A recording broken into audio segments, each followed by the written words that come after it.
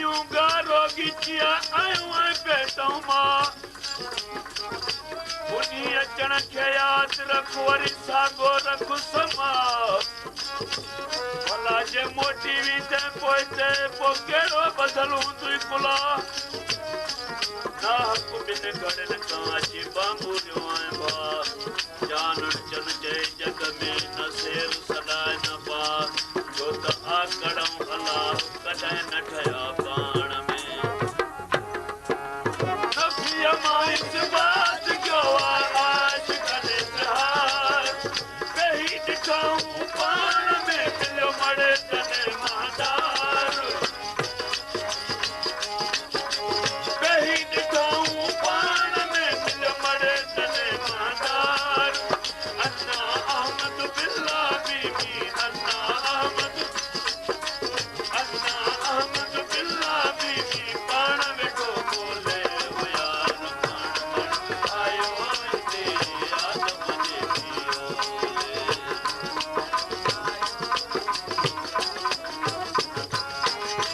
बशर को तो बेख बनाए है बशर को तो बेख बनाए मुझे को बोले हो यार पाण आयो हिते आदम जे पाण खणी आयो हिते आदम जे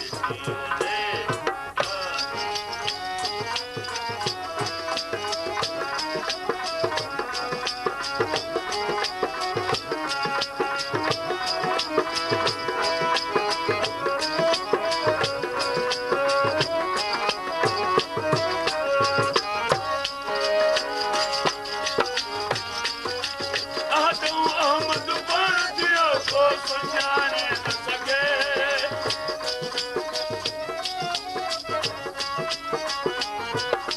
मुला मौलाना सदाई सुञातुई न अलाह इश्क न कई अॻ में जेको राबर दसई राह अन्ना अहमद बिल्ला बीबी वेठुई न वेसाह हल इंसान श्री वानास रहू इहो डाहे ॾिनुई डाह बड़ी पुरजुई की न की चित न लातुई चाह विढ़े रोज़ अलाह सां कढे पंहिंजो लाह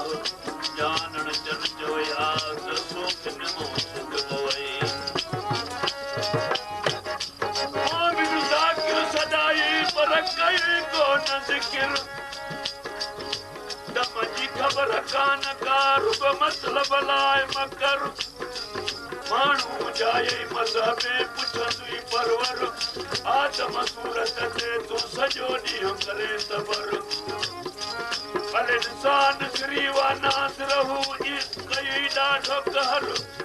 आदिया तमाशा ठाहे नीलो करे लेज़र जिन खे सिक सजणनि जी सिधा कम सां कन गुज़र उहे ऊंधे कंदो दासी था जाम आन जर तूं किथे पैसनि ताईं वरी वाजाए न वर जानण चन सबिर तूं त तमाखे काहे दिलेर थी मुला मुलो न आहे पर ज़ाकिर बि थी मुलो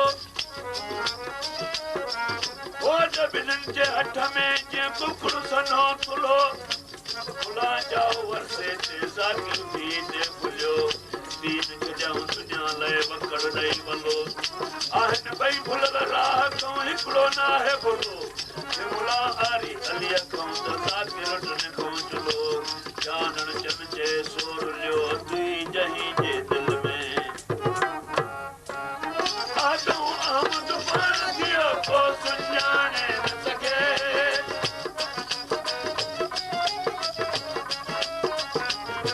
आदम अहमद पाण थियो को सुञाणे न सघे आशिक़ात क्या की न की वई अलाह त मंझ लॻे